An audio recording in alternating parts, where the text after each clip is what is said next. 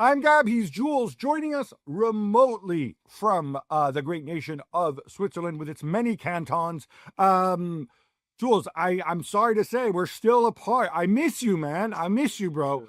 I would sit here and lament the fact further, but there's so much going on. We got to get right into it because we have our two Club World Cup finalists. One of them is Chelsea, who beat Fluminense 2-0. Funny enough, that is not the main segment. The main segment, of course, is Paris Saint-Germain's demolition of Real Madrid. Yeah, it was an incredible performance again, and I know we will repeat ourselves again from what we said after the Champions League final, or even after many games from PSG in the last few weeks and few months, but they were just incredible again. And yeah, Real Madrid made two massive mistakes, Asensio and Rodrigo earlier on, that cost them a lot. But even before that, PSG could have been 2-0 up without two really good saves from Thibaut Courtois. And it's just an incredible machine that Luis Enrique has created. And Xabi Alonso is at the beginning of his journey. Luis Enrique is 2 years on into his journey. And I think that could be seen in that performance. But again, individually, collectively, PSG were incredible. Well, you talk about how we don't want to repeat ourselves. So I guess we'll have to talk more about Real Madrid in this one, because I'm going to come right out and say it. I did not understand Xabi Alonso's lineup. I understand why he was kind of forced into it with absences and stuff, although he did have, of course, Camavinga and Ceballos on the bench. But to this business with experimenting, let me put Vini on the other wing. If Vini and Mbappe plus Bellingham doesn't work defensively, how do you think Vini plus Mbappe plus a center forward like Gonzalo Garcia plus Bellingham plus Arda Güler, who is still learning the number 8 position, how do you think that's going to work? It's not going to work, Gab, and it didn't work. And I agree with you, that made no sense whatsoever from Xabi Alonso. And again, we can put that on the fact that it's early in his tenure there, and he's still working things out and figuring things out and how to play the best way. And we saw the kind of hybrid Tchouaméni, back 3, back 4, midfield, etc. earlier. That worked really well at time.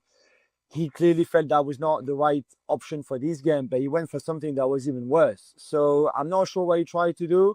And I think he got lucky because PSG could have won this game 6-0, and that would have been even worse for him.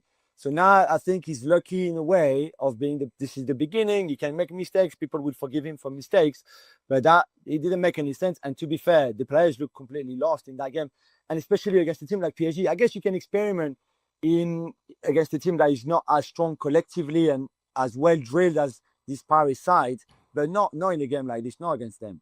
No, I agree. In fact, 20 minutes in during the Champions League final, Mark Ogden, who I was sitting next to, immediately asked our sort of stats and information people, what is the heaviest defeat ever in a Champions League final?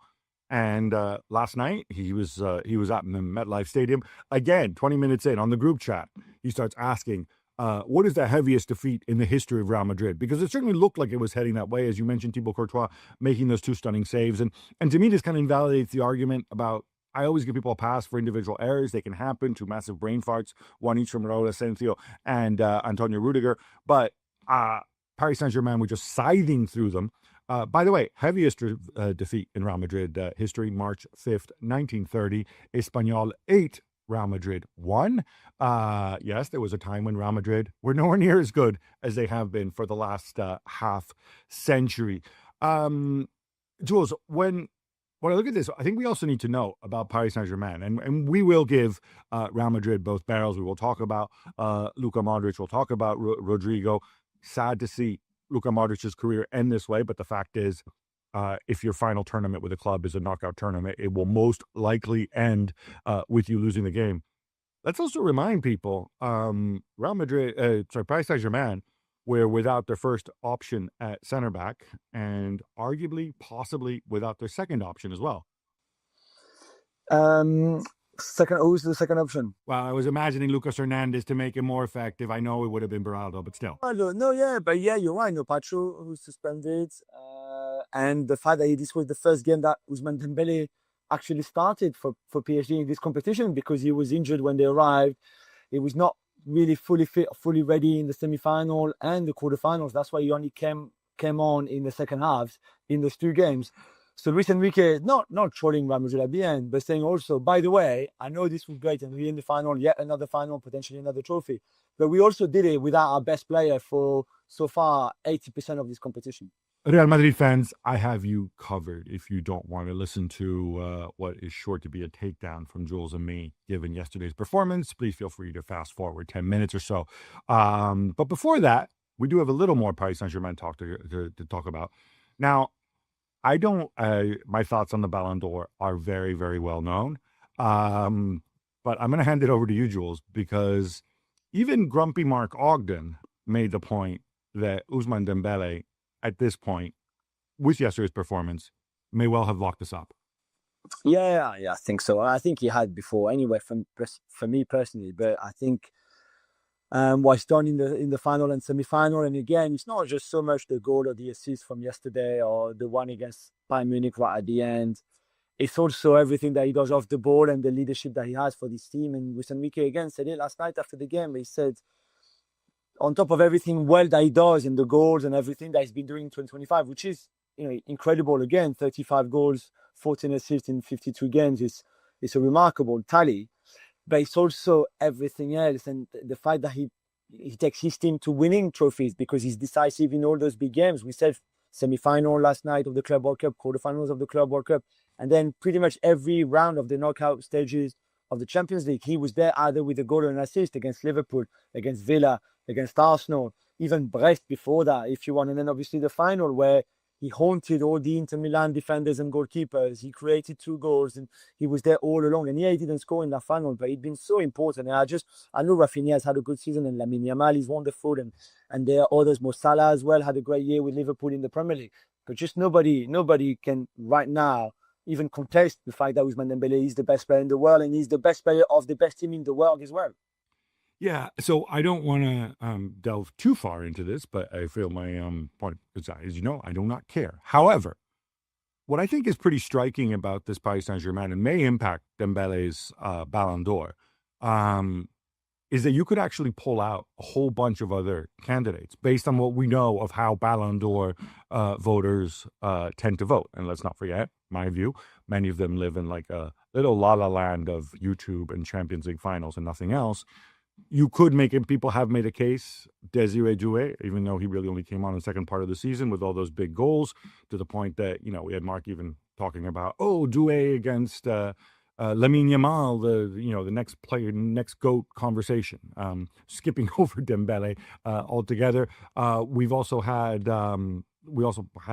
Gigi Donnarumma's agent making a case, funnily enough, for his client, because without his big saves, Paris Saint-Germain may not have won the Champions League. You could also make a strong case, I think, for Achraf Hakimi as well. And let's not forget Vitinha. Now, when Real Madrid don't win, when one of their guys doesn't win, people often say, because people think that, I guess, Ballon d'Or voters are Muppets who Glock vote, that, but look, so-and-so took votes away from so-and-so on the same team, blah, blah, blah. Do you think that might be the case here? Do you think the people who've been so enamored, so inspired by Paris Saint-Germain that they want to reward a Paris Saint-Germain player, they may actually say, no, Dembele was fantastic, but Hakimi was more important, or Donnarumma was more important, or Vitinha was more important, or Désiré Doué. Is this a thing, you think? Yeah, maybe, although I think as great as they've all been, and you're right, you mentioned all of them. And Nuno Mendes, too. He ain't going to win, but still. Yeah, absolutely. I still think that everybody acknowledges and realizes how that Dembele is still the leader of that team and still the main guy and the guy that makes it all happen with everybody behind him. But this is a wonderful team. As we said, that, they might take a few votes away from a few points, because I think you would see a lot of top 5s with a few PhD players in them. And that's it. If you can have Dembele first and Hakimi second and Lamine or Rafinha third, for example, that is fine, but that doesn't really hinder too much Dembele's chances of winning it in the end. So we'll have to see, and obviously we'll know the nominees very soon at the beginning of August, and then this will all happen at the beginning of September. So there's not much time anyway between now and this Club World Cup final, for example, and all the votes and the whole Ballon d'Or machine, if you want, kicking in. So we will see, but I still think he's so clear ahead of everybody else and everyone else that he will still win it. All right, here we go. Real Madrid fans, look away now or fast forward now. I want to start. There's so much blame to go around for this. And I think this is one of the situations where you can blame Real Madrid while also praising Paris Saint-Germain. It doesn't take anything away, pointing out Real Madrid's flaws in this game. But I want to start with blaming somebody who didn't play in this game because he got himself suspended. There's a parallel universe where Dean Huysen remembers that they're 3-1 up 6 minutes into injury time and does not pull down Serhou Guirassy against Borussia Dortmund in the semifinal, and therefore does not get suspended for this game. And with Huysen available to Xabi Alonso, he would have partnered Rudiger at the back. I would assume Trent Alexander-Arnold, of course, out at right back. I would assume Raul Asensio would have played right back, which would have given them a defensive option over on the right. And I would assume Valverde would have gone into midfield, which meant that you would have had somebody with legs who at least puts in effort. I don't want to pick on a kid, but Dean Huysen has looked so mature. This was a major sign of immaturity or a major mental error to which we're not accustomed. I think this had a major impact, not in Real Madrid going out necessarily, but in the ease with which Paris Saint-Germain tore Real Madrid apart. Yeah, certainly they would have been better defensively with Huysen in there, with Rudiger. Asensio has had a shockingly bad Club World Cup tournament, really, if you think about all the mistakes that he made, the penalty he gave away, the fouls that he made, the red cards, and etc.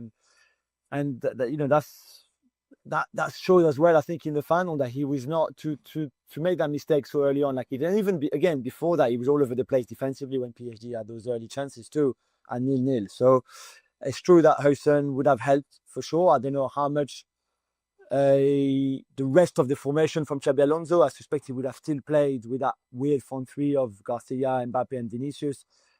I still think overall he would not have worked tactically what he tried to do in the game, even with Huysen in the back four instead of Asensio. Personally, Huysen better player than Asensio for sure. Yeah, certainly. I want to go back to this we have to go back to this for a minute. You've got Mbappe, who probably still not fully fit. And he's worth to be part of the conversation, obviously, with his gastroenteritis, losing, 12, 13 pounds, something like that. He goes back to the left. Vini goes to the right, where it's a position where you cannot go into, obviously, you can't go into a stronger foot when he comes inside. What I found most remarkable is you've got, so we've been talking, I'll talk all of last season. You have two guys who do not work effectively off the ball. We saw a little bit from Mbappe later in the season from a center forward position.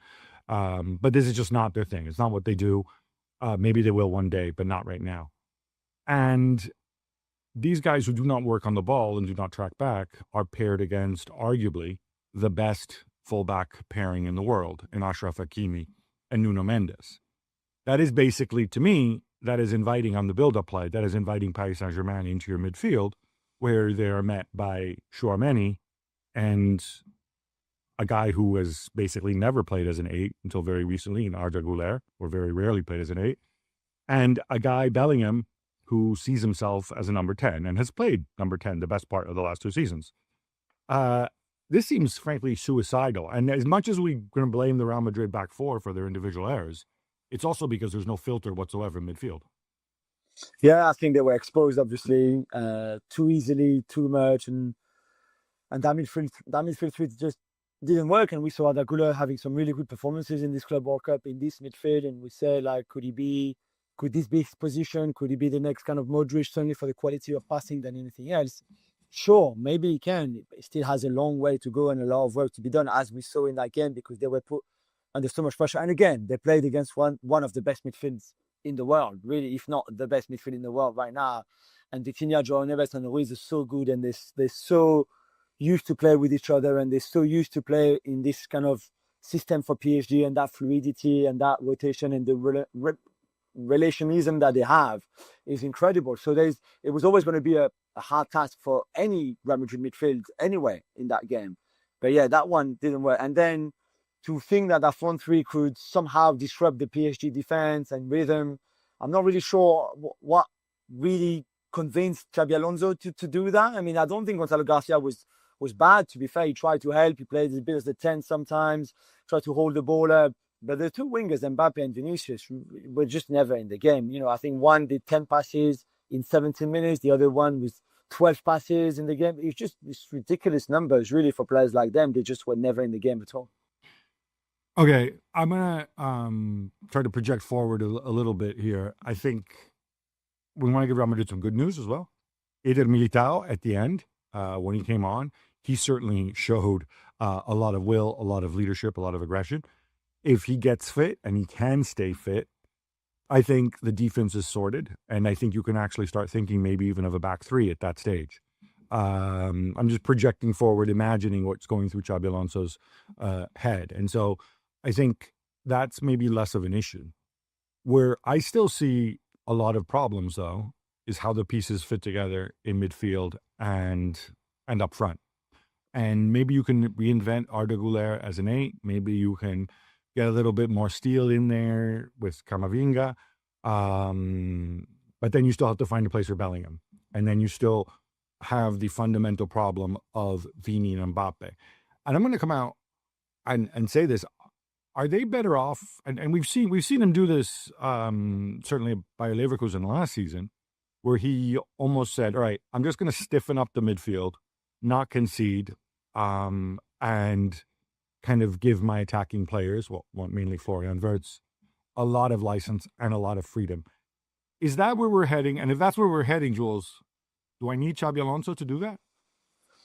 I think he likes the back three with Tchouaméni in there, because then he can come into midfield and have that position that we saw in the quarterfinals and the semi-final, that in the quarterfinals and the last 16, that worked really well for them. And I think Tchouaméni can do that, certainly more than with a traditional back three. I think that could also be an option. And then you can have Güler and Bellingham and Valverde in your midfield, and then Tchouaméni stepping in there, that pushes Bellingham a bit further, and then you have a front two, and you choose whatever you front two you like best. Mbappe, Vinicius, Mbappe, Garcia, Vinicius, Garcia, whatever you want. Rodrigo in there if you want to, although clearly Xabi Alonso doesn't think that he's any good for anything, because he hasn't played for 5 games now at all, not even a single minute. And then you have your two wing backs in Alexander-Arnold and Fran Garcia, or Ferland Mendy, or even Carreras when he signs, which fits there really, really well. So there's a few options for them. It's just he will have to sort out. For me, defensively or in midfield, you can find a solution. There's so many options, like you mentioned Camavinga too. You can have a bit of Ceballos. There's a lot of things that you can do that make your defense and your midfield good. Really, it's up front that you will have to decide and find the right combination. If you go with a 2, can you really play with Vinicius and Mbappe as a 2?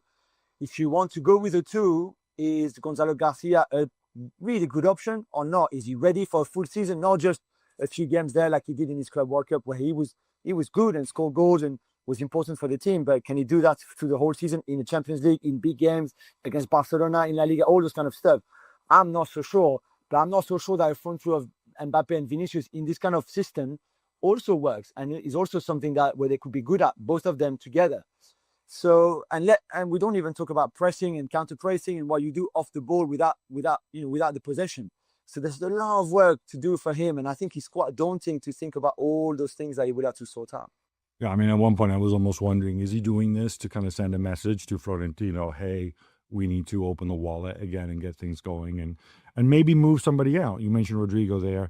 5 games, he gets asked about it. He addresses it. 5 games on the bench. I don't even know why he bothered taking him to the Club World Cup. I think the trickiest thing with Rodrigo is that you have a player coming for Real Madrid, so the wages are going to be significant. Although probably not out of this world, because he signed when he was very young. But Real Madrid, for prestige, if nothing else, with all their Champions League titles and whatever else, they're going to demand a big numbers. 100 million has been floated in the Madrid press. I think that's nonsense. But even 60, 70, what are you getting? It's a good question, Gab. I mean, 90, 100, no, don't even think about it. Nobody's going to pay that. And I think they just know that. For lower than that, at 60 is the price that seems to be going for players for wingers like him. You know, Olise was that price. Nico Williams really close was that price. I think Luis Diaz price would be around that. I think Barcola, if PSG had allowed him to go, probably would be around that kind of price. Maybe a little bit more, but still around that price. So this is the price for wingers anyway. And there's no way Rodrigo would go for more than that. You get players who start from the left-hand side. I think his favorite position where he's been the best. And he's really good. He's got pace. He's a smart kid. He's good with both feet, but especially with the right foot. So all of that kind of works really well. But again, he's been playing in a team that has been so successful because a team that was so good. Can he go to another club and be a leader? If you spend that much money on a player, he has to be one of your best players. He has to be a leader. He has to come in and be decisive again. And I'm not sure Rodrigo. I just don't know. I don't think anybody knows really if Rodrigo can step up like that and have that kind of responsibilities and take them on and go like, yeah, I can be your leader, because he's never had to do it really at Real Madrid. There was always other leaders and he was just the guy there in the team that was really good and was a big component of that team, but still not the main guy. So I'm just not sure he can do that. Hey, I'm going to throw this out there early. We're going to get to Noni Madueke later. But if the argument about why Arsenal suddenly need Noni Madueke and are willing to go in the £50 million range for him, potentially, possibly, is that they could use a winger who can play on both flanks. Hey, look, there's Rodrigo. Here's a guy who can play on both flanks, a guy who's obviously a winner. Just look at what he's won. A guy who, you know, you made the point about needing to be a leader and hasn't another team he goes to. Well, at Arsenal, I'm not saying Arsenal like Real Madrid, but Arsenal are not lacking for leaders in Saliba, in Saka, in Odegaard, Declan Rice, and so on. So he wouldn't necessarily need to be the main man straight away. I'm just chucking it out there. I'm sure they've thought of it. I'm sure he's been offered to them. Let's see how this unfolds. We have to talk about Luka Modric, though. Look, we've done so many tributes. We've done tributes when it announced he was leaving at the end of the season and so on. He's leaving. He's going to join Milan. We don't know how that's going to work out at Milan, what he has left to give and what role Max Allegri has for him. Jules, what a player for so long, struggled at the beginning, and then became, from my view, possibly their best midfielder since that Zinedine Zidane champ. Yeah, club legend, of course. Club GOAT, even if you want. One of the greatest that they've ever had. 13 seasons, everything that he won. The 5 Champions League, of course. They, 3 titles, 3 trophies, 3 La Liga titles, or 4 La Liga titles. 4, the Copa del Rey that he won, just everything. But not just everything. It's not just the titles, not just the trophies. It's just the way he conducted himself, obviously, the player that he was, the genius that he was on the ball. Just this midfield engine and creator that just made everything ticked and everything linked together. Really, that whatever front three he had ahead of him was obviously amazing, but then he made that work, and he also made the defense work, and just everything. What a wonderful player. Yeah, and it's easy. And just to you said it beautifully there. Just the one thing, just to top it off, that I would add is, if you're a younger fan and you've seen him, you probably think of Modric first in terms of his passing and his creativity and whatnot, because you saw old Modric. But what I can tell you is, he may look like Johan Cruyff's sort of wussier little brother, but when you use the word engine there, so appropriate. Up until 5 or 6 years ago, Modric was often the guy who, covered the most kilometers on the pitch. And for, again, a physically smaller, not imposing player, he had some real steel about him. He really was a midfield warrior. And it's almost like there were 2 phases of his career. Now that he's older, obviously he can't do the same sort of things. But what a servant he's been to the club. I know some people, when I say, he's the greatest midfielder since Zidane, some people might come out and say, no, what about Toni Kroos? And okay, fine. That's a very legitimate position. Jude Bellingham, might say, hold my beer, give me a couple years here, but that's fine. But for now, I don't think there's any question Luka Modric belongs in the Pantheon. All right, enough Madrid, enough Paris Saint-Germain. How about some quick hits instead? Let's go, guys. Chelsea will be playing in the final of the Club World Cup. They beat Fluminense 2-0. That João Pedro, making his first start, stole the show.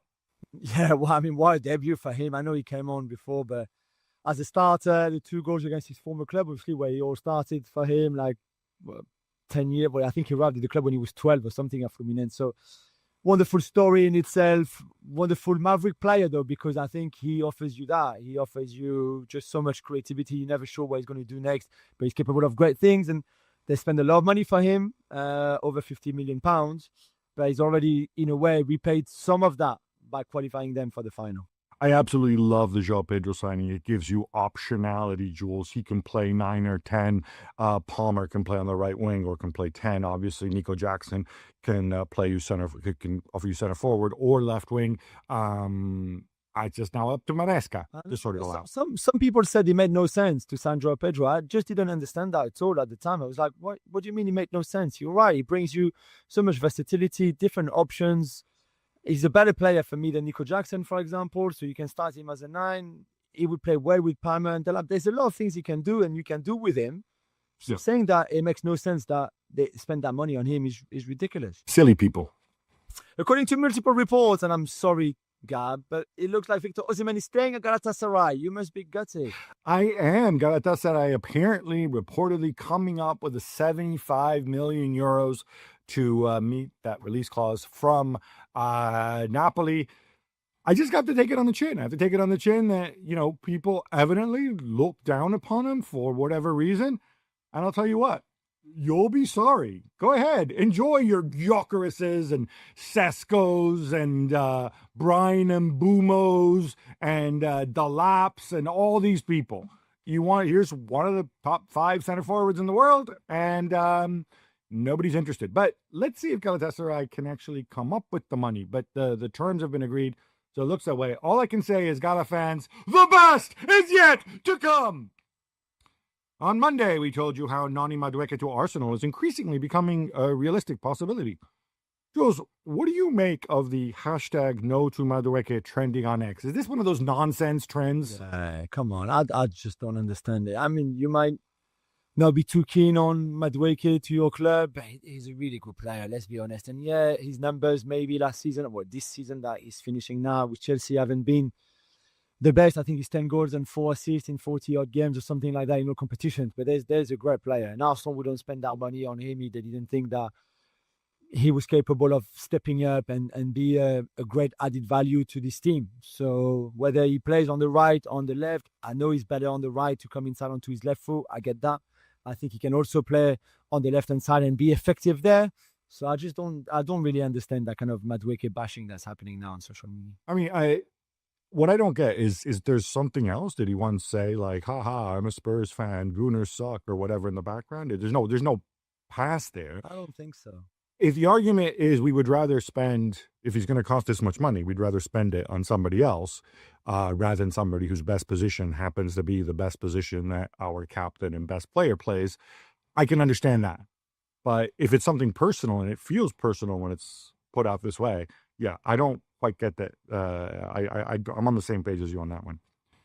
Bayern Munich are reportedly looking at Eberechi, Eze and Christopher Nkunku to replace Jamal Musiala after his injury. Gab, who do you like most between the two? So you're talking about Eze, one of my favorite players. Nkunku was one of my favorite players before he started getting injured all the time. Okay, first of all, I'm on the record for this. I would sign somebody who's not going to become an issue when Musiala returns. So I would not sign sort of a natural 10. And arguably, both these guys can play wide, although I think Nkunku's position is much better as a second striker. Between the two of them, I like Eze more. I think he's been more productive. I think Nkunku, you can work a deal. Get a loan deal with an option to buy from Chelsea. Chelsea want his wages off the book. And to me, this makes more sense. And then if you like him, you can figure out how to keep him. You can also play him wide when Musiala returns. You can play 4-3-2-1, play Christmas tree, him and Musiala, whatever. Eze, my concern is this kind of a Wilfried Zaha type situation where he's phenomenal at Palace, one of the best players in the Premier League, and then moves to other clubs, and for whatever reason, it doesn't quite work out the same way as but both these guys kind of past their mid-20s, so that's a factor as well. So for me, I'd lean Nkunku, cheaper, and doesn't get Musiala's way.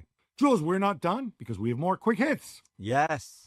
It's time! It's time! It's Textor time! Jules, Lyon have won their appeal with the DNCG, which means they will not be relegated to League Two. I found out, not from the DNCG, but from Lyon themselves, who announced it. Some of these things are clear as mud to me, so I'm going to need you to walk me through this. Did our hero John Textor have to step down? Did he sell his shares to somebody else? How did they get out of this? Yeah, they presented a much better plan and kind of project, if you want, financially to the DNCG than what John Textor did. John Textor has stepped down. He's not involved anymore in decision-making at the club. He's still the owner, obviously, and still, the club still belongs to Eagles Group. But John Textor has nothing to do anymore with the club on a daily basis. Not like before. It's Michel Kang and Michael Gerlinger, the former Bayern, Michel Kang, who obviously owns the women's side of the club. Michael Gerlinger, who's the former Bayern Munich kind of CEO, if you want, who are in charge now. And they, for the last 9 days, they put a plan together where they've got more investment coming, more investment guaranteed for the future as well, to make sure that the NCG were happy financially with the assurances that they were given to keep the club up. So that's what they did. I think it's a good thing, obviously, for French football and Ligue 1 to have Lyon in the top flight. It's good for Lyon, even if now they would have to go through a pretty tough austerity period. Obviously, they would have to sell more players and be careful with wages because they can't spend as much money as they would like because they have huge debts. And obviously, John Textor made a mess of everything that he touched since taking over the club. But it's a good ending for them. So let's be happy for them. Yeah, so a lot of the money coming in, and my understanding, obviously, from Michelle Kang, who is a very smart business lady, and Aries, who are a sort of a colossus of private equity. And I wondered, did these people completely misread John Textor and his plan? I don't know. That's a question for their investors. But the day before, Jules, I just want to follow up on this. L'Equipe reporting, and I'm assuming this was leaked from the DNCG, but leaked from somewhere anyway, that they had more than 50 players, or rather they were paying the wages of more than 50 players, which is interesting when they could only have 30 under contract, including a number of the people at Botafogo. It's just great, incredible story. If it's true, obviously, I was not able, to be fair, to verify it, and I don't think anybody else either. Nothing that Lyon said or the NCG said, either to confirm it or not confirm it, by the way. So, but if that's true, it seems like Lyon were also paying the Botafogo players, and that their wage bill that was so inflated, it was like that because they were playing the Botafogo players, which obviously Botafogo is another club of John Textor's Galaxy, which I would find incredible. I'm not sure if it's even possible to register Botafogo players on the Lyon kind of wage book and wage bill and pay them like that. So I don't know how they would have done it, but yeah, L'Equipe seems to be certain that was the case, which is quite incredible. I mean, legally, the only way I would have thought is if Lyon acquire the player and then loan him to Botafogo. But then, of course, that would be in FIFA's TMS system, and we don't know about it. Yeah. And Gab, one of the knock-on effects, obviously, of that decision of Lyon avoiding punishment is likely to be that Crystal Palace won't get to play in the Europa League next season, or might not be able to play in the Europa League next season. It certainly looks that way right now. Crystal Palace, I think, will appeal their case. I think it's extremely unfair to Crystal Palace to do a multi-club ownership. Of course, Textor sold his shares in Crystal Palace to Woody Johnson, but A, that came after the March 1st deadline, and also B, that takes some time for the transaction to take effect. Palace have said, what we've said all along, that despite Textor boasting of, I brought Oliver Glasner into the club and aren't I clever and so on, actually he had nothing to do with the day-to-day running of the club. That was all Steve Parrish with the help of Blitzer and Harris, because he only had 25% of the vote.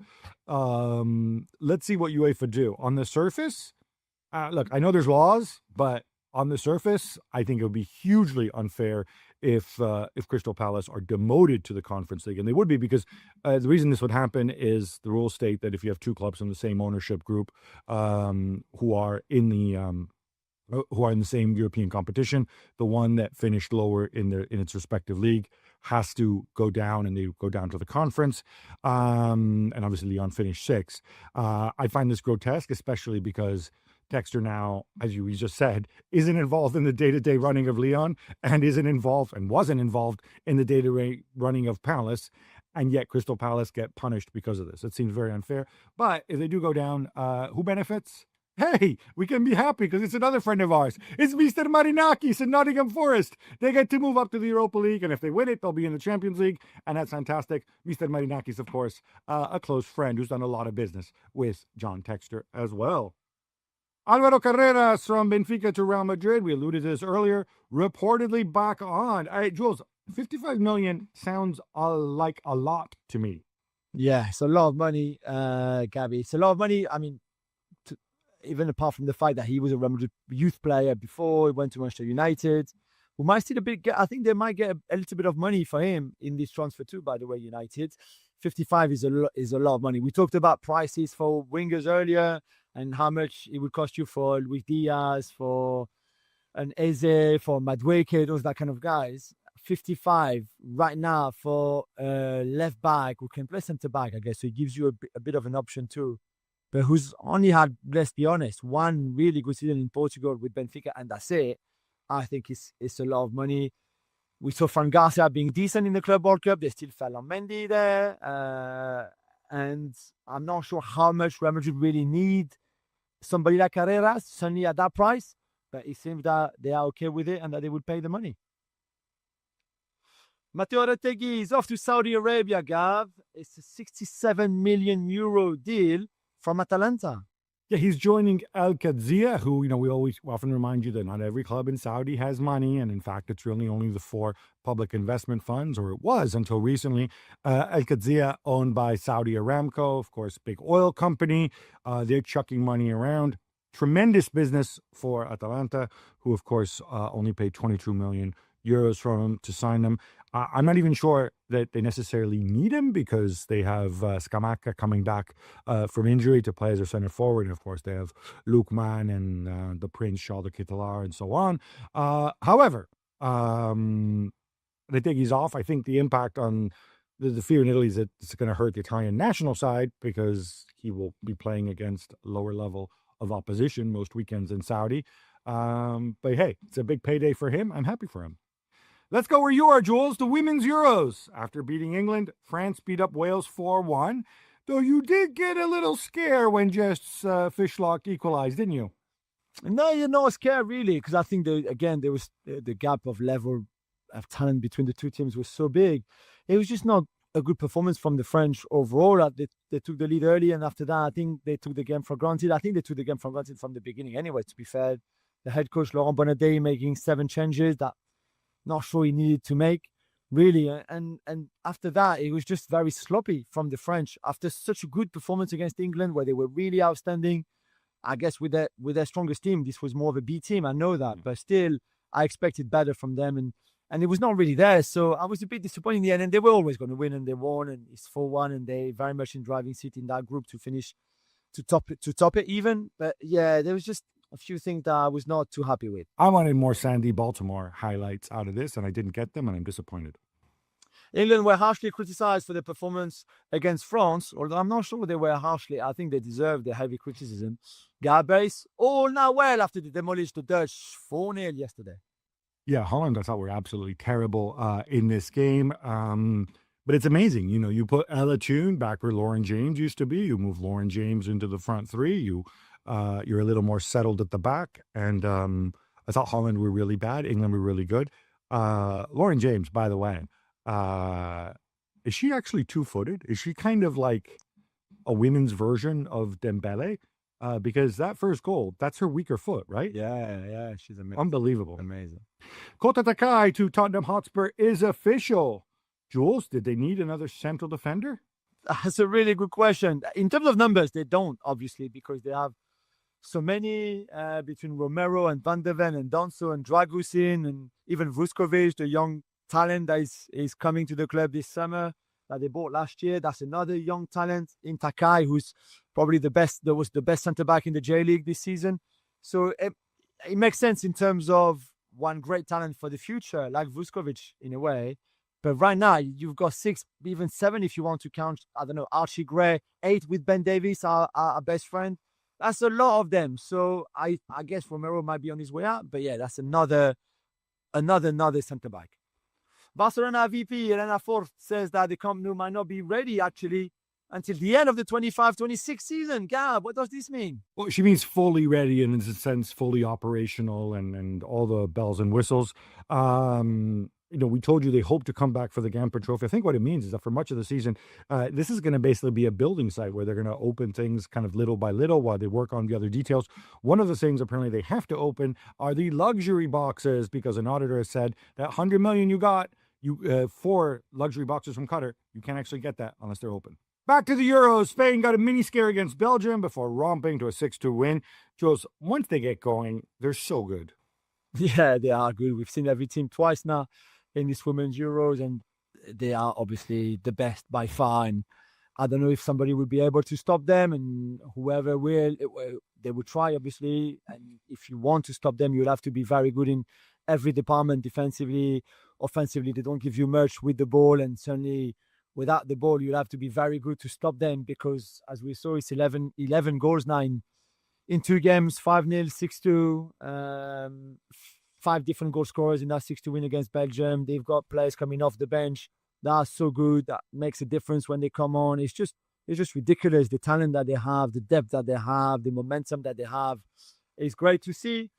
Good luck to, not just Italy as the next opponent, Gabby, but also whoever they face next in the quarterfinals and potentially semi-final and final, because it will be a hell of a contest to face that wonderful, wonderful team. And meanwhile, Gabby, Portugal got a late equalizer against your Italy. Was that deserved? 100% deserved. Italy took the lead. A tremendous goal from Cristiano Girelli, reminiscent of Ale Del Piero against Borussia Dortmund for the old-timers. But Portugal had a bunch of chances to equalize. They deserved their late equalizer. They hit the woodwork. Italy need to be better at playing with a lead and just generally just be kind of less defensive. Just take the game to the opposition.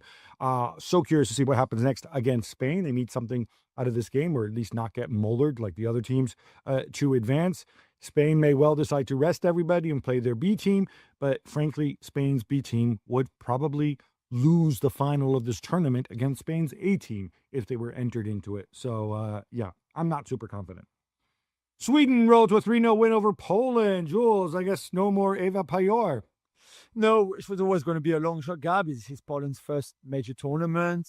Same for Pajor, obviously, who's a wonderful striker, had a great season with Barcelona, but on the road in a team that is growing, but still so young and so inexperienced, it was always going to be difficult. I was at the game against Germany where they were well organized and tried to defend as well as possible, especially in the first half. And then Germany were just too good for them. And then they get the pressure, and they didn't take some of the chances they could have had, but still should have lost that game. And it was a bit the same against Sweden. Sweden are looking good, though.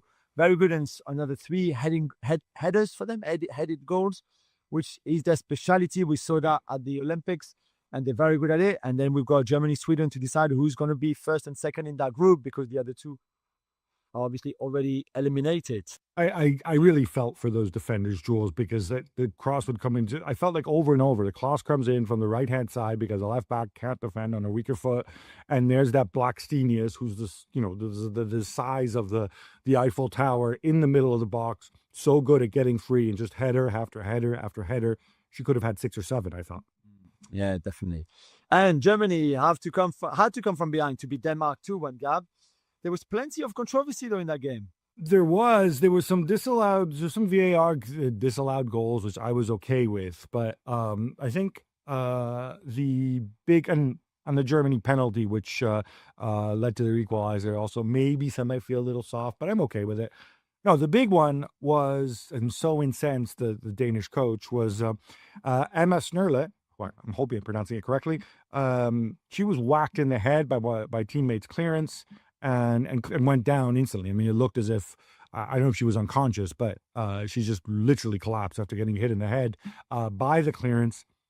Play continued, and Lea Scholler scored what would have been the winner. And he said, well, the coach said, if there's head injuries, we have to stop the game. That's what we've agreed. I don't know. My personal take on this is, yes, you have to stop the game and make sure that you check on the person. Concussions are very serious. On the other hand, if it's, I think, 10, 15 seconds elapsed, certainly not more than that, from the time the ball hit her in the head to Germany scoring. And it's not like the Danish defenders all stopped playing because she was down. So I'm not going to blame the referee for, for not disallowing the goal or stopping the game. I'm not even sure the referee, who I didn't think was great, even noticed that she went down and that she was potentially concussed. I don't know. What was your take on this, Jules? Am I wrong? I agree with you. I thought it was a pen to start with, and then I think this was an accident where you get the ball in your face, and yeah, I mean, it would have hurt for sure, and it looked like you knocked her out. But then, as you said, straight after Germany were in the box and scored that goal, and I don't think you could have stopped the game. You're right. There's a bit of, you always wait a little bit to see what happens next, and then you stop the game if a player is on the floor with a head injury. It's not straight in that you stop the game. So I don't really see where the controversy is coming from. Jordan Henderson will rescind his contract with Ajax in a bid to win a place at the World Cup. Is this really going to help going somewhere else? You know what I think about Jordan Henderson, especially at this stage of his career. I don't think so, but apparently there's a lot of Premier League clubs who've already been in touch for him to join them. I don't know if Sunderland is one of them to use his experience. Maybe the other promoted side, maybe other teams that could do with a leader like him. Great leader, yeah. Not good enough for me to still be in the England squad to go to the World Cup. But Thomas Tuchel called him in his last international break, so I guess he still trusts him, still has faith in him. So yeah, if that's the case, if I suspect Jordan Henderson would have spoken to Thomas Tuchel, who would have said, listen, it's better for you to come back and play in the Premier League if you want to go to the World Cup, then that's a necessity for Jordan to try, obviously, and do that. So I'm not surprised that this is all happening. I expect him to sign for a Premier League club, and then let's see how good he can be this season coming. I want to see him go to Sunderland, where it all began, where he can team up with my man Simon Adingra and keep the Black Cats in the top flight. Back to the Club World Cup, Gab. The semi-final between Chelsea and Fluminense looked like a full course, but it wasn't easy, was it? No, they managed to. I mean, I wasn't there. I'm here in London, but it looked full. But the reason I say it wasn't easy was, as you know, we have this dynamic ticket pricing, and the ticket prices reportedly went from more than $470 to just $13.40 in less than a week. So they made a big effort. They dropped the prices a lot, and that's how they were able to pack the stadium. This is something they need to think about. Again, we're all taking for granted. I don't think there's going to have a problem putting bums on seats for the actual World Cup. Although, Jules, just last night I spoke to one of my fraternity brothers from university, actually, who he bought tickets. He bought the package for 6 games in Philadelphia. And or he bought the rights to purchase tickets, and then he found out that the whole package was going to cost him $72,000, which seemed pretty grotesque if he was going to get the whole package. So I think he's going to decline and maybe place his faith in dynamic pricing. It's done. Theo Hernandez is finally an Al Hilal player. Milan get 25 million euros, which isn't bad considering he had a year left on his deal and that nobody liked him at the club anymore. Jules, is this going to impact his international career? I don't know. We'll have to see. I mean, we saw N'Golo Kante being called up by Didier Deschamps while playing in Saudi Arabia. So maybe not. He didn't want to go there. He wanted to go back to Atletico Madrid. Atletico Madrid could not just find a deal with AC Milan, who wanted those 25 million euros, got them from Al Hilal, who already have a decent left back in Renan Lodi and have a right back in Joao Cancelo that can also play left back. So I'm not sure how much they really needed, Theo. And again, especially with the fact that he didn't fancy it going there, didn't really want to go there. But for Milan, it's great business. There's no doubt about that. You know what? After the season that he just had. I'm going to pick on Theo Hernandez because I do not like that man, Theo. This whole thing about he didn't want to go to Saudi Arabia, he wanted to go to Atletico Madrid, blah, blah, blah. Dude, it's 25 million euros. You're making a mint in Saudi Arabia. Lower your wage demands with Atletico Madrid, take a hit, and then Atletico Madrid can chuck a bit more money into the transfer pot and meet Milan's demands. It's as simple as that. It's really not that difficult. We've seen Gyökeres reportedly try to do something like that to enable a move to Arsenal. So this stuff happens all the time. All the money comes from the same pot. So in the end, I'm going to guess that either he or his agents or whatever, there's only so much money that they were willing to sacrifice to make his dream of a return to Atletico Madrid happen. Maybe I'm just cynical. Milan continue their pursuit of Bruges. Ardon Jashari, the midfielder, a 38 million euro bid is on the table, but Bruges are reportedly holding on for 40. Yeah, so I like Jashari. I'm not sure, although obviously I don't like him as much as he's not my favorite Bruges player, because of course that would be Mr. Champions League Hans van Aken. I don't fully understand this. It's a lot of money to play. I mean, he's a good player, but Milan have gone from basically having no midfield sort of point guard passing playmakers to now having several, because they already signed Samuel Ricci, who, as far as I know, plays exactly the same position. So I don't fully get this. I also, like, if the difference is just 2 million from 38 million to 40 million, you assume this deal gets done. I just wonder, if you're Milan, why not spend the money elsewhere? There's other areas that, I think you need to strengthen. Pierre-Emerick Aubameyang will reportedly leave El Qadsia to make room for Matteo Retegui. Jules, what sort of market does he have as a free agent, if any? At 36? Yeah, he's 36 years old. He had a really good season in Saudi Arabia, scored 17 goals in 30-odd games in the league. So still in good form. I've seen him play. He's still sharp and still has that pace, maybe not as much as when he was younger, but still very, very quick for a forward in the game. He's been, Marseille have contacted him to bring him back to the club, for example. They were not too happy when he left, because there was still more to come, and he had a really good year there. So I think they would be happy for him to come back. Is that the kind of club that he can hope for now? Is that the kind of club that will be his market for the season? I don't know. It's really interesting. I didn't think he would leave Saudi Arabia. I thought he would stay the second season and take his money and everything. But clearly he's got higher ambition than Saudi Arabia and wants to come back to you. Good for him. I think he's made enough money now that he shouldn't let wages stand in the way. Go play where you want to play, young Pierre-Emerick. Gab, Carlo Ancelotti has made the headlines, but not for the right reasons this time. Yeah, so you remember his tax trial. He was acquitted of most of the charges, but in the end he was convicted on one of them. It's a 1-year sentence. He's not going to go to prison, because you do not go to prison in Spain for nonviolent offenses of less than 2 years. He obviously maintains his innocence. This has to do with this goes all the way back to 2014, when the people who were looking after him at the time, they were found to have set up some offshore companies to deal with his image rights, and there was a dispute over his residency. Was he in Spain? Was he not in Spain? Blah, blah, blah. I think he's just happy that this whole affair is behind him. Gabriel Heinze has joined Mikel Arteta's backroom staff at Arsenal. Jules, your thoughts? Yeah, he replaced Carlos Cuesta in a way, who left to go to Parma to be the head coach there. Gabi Heinze played for PSG, and he also played for Marseille. So I don't love him as much as if he's just been a PSG legend, but he's still a very good guy, very good coach. Him and Mikel Arteta have been friends for a very long time, since they played together in Paris all those years ago. And I think Gabi, who had been a number one manager, by the way, before in Argentina, I think can bring a lot, not just in terms of assisting Mikel Arteta in the staff, but also to work with defenders, also for the personality, the leadership, all of that. His English is decent too. So I think there's good things to come from Gabriel Heinze at the club. I think people need to realize, might go and look at his record as a coach, as a number one, and I think he had 4 separate stints, 3 in Argentina and 1 with Atlanta United in MLS. And they kind of generally mostly ended badly. Certainly Atlanta United did. But being a number one and being part of the backroom staff are 2 very different skill sets, I think. And I would put my trust in Arteta in saying that, like, it's not just jobs for the boys, but Heinze can come and bring something different, something important.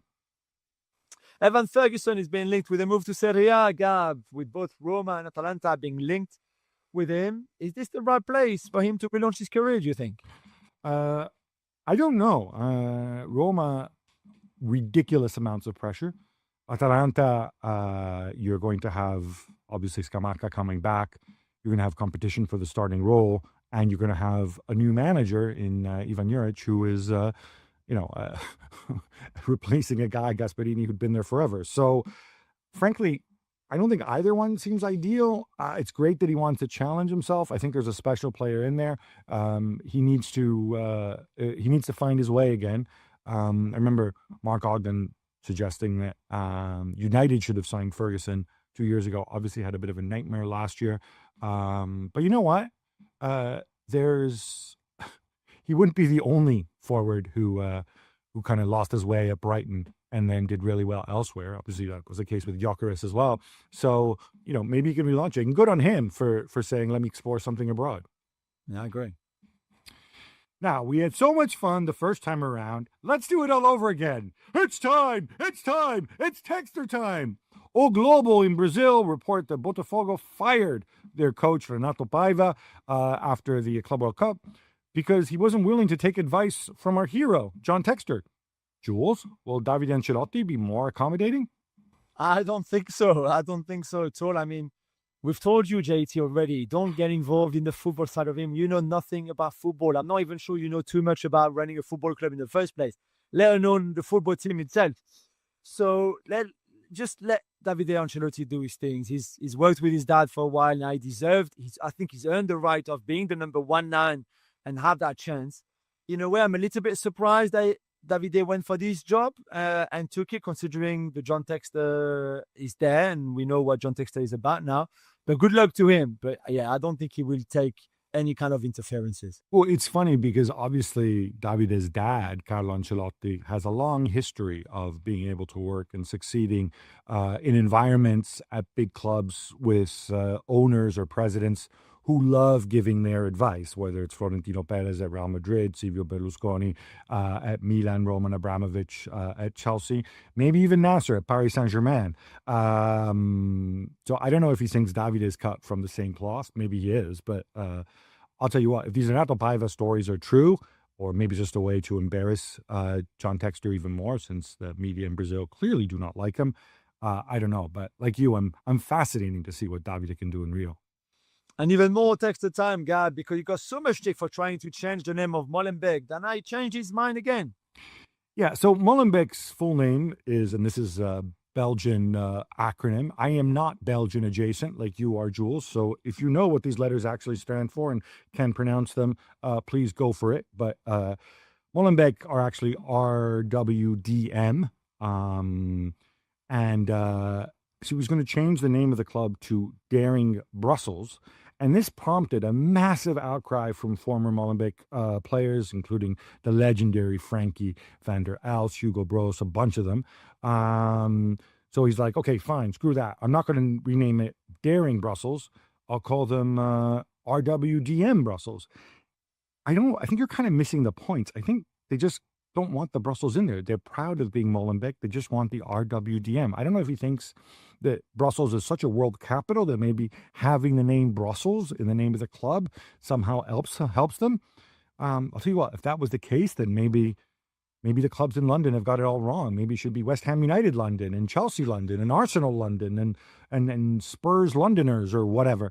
I don't know. This seems like such a stupid distraction of a story that he is crapping on with this name change when he has much, much bigger fish to fry, like perhaps paying Botafogo's debts to MLS or avoiding the near catastrophe that happened to Lyon. That I don't know what to say anymore, just other than, John, you're the gift that keeps on giving and entertaining. Another Messi friend is being strongly linked to Inter Miami, Jules. Yeah, that's Rodrigo de Paul, who apparently wants to leave Atletico Madrid and go to Inter Miami, go to play in MLS with Messi and with Suarez and Jordi Alba and Sergio Busquets, all of that. I mean, I'm not sure how financially Inter Miami would be able to do that and recruit a World Cup winner and a player like De Paul, because their three DPs are obviously taken already by Alba, Busquets and Messi. But hey, they found a way of signing Suarez when a lot of us didn't think it was possible. So I'm sure they'll find a way of signing Rodrigo de Paul as well. Maybe Jorge Mas can sign him to one of his other teams and loan him to Inter Miami. Yeah, maybe, yeah. The love affair never ends, Gab. FIFA are opening an office in New York, and guess where? In the Trump Tower. Yeah, so this is not a great look. And the reason it's not a great look is obviously they already have an office. I believe they only have 2 offices outside of Switzerland. One is in Paris, where FIFA was invented, and the other one, of course, is in Miami. But it's not a good look just for historical reasons. Trump Tower is where Chuck Blazer, of course, the disgraced head of CONCACAF, who played a huge part in bringing down FIFA when he was busted by feds and decided to rat everybody out and wore a wire. This is where he lived. This is where he had his office. This is where he had his 2 apartments. One of them was apparently occupied largely by his cats. It's just the optics of it aren't good because of FIFA's history in that building, leaving aside the fact that, his landlord happens to be the president of the United States, which may be transactional and expedient when you're trying to organize a World Cup in the US. So he's getting a lot of stick over it. It's a lot of unnecessary stick. People are saying he's sucking up to the president. I don't think the president particularly cares either way, whether FIFA rents an apartment from him or rents office space from him. Yeah, I don't really follow it. I do think he's taking this a little bit too far, just in terms of honoring the history of FIFA and being mindful of that. Jules, we're done. This brings us to an end. And we only have one show to go in the 2025-26 season. 24-25 season even. I am getting a little bit tearful, but we're going to have to get through it on Monday when we come back. Until then, love the game, love your neighbor, love yourself.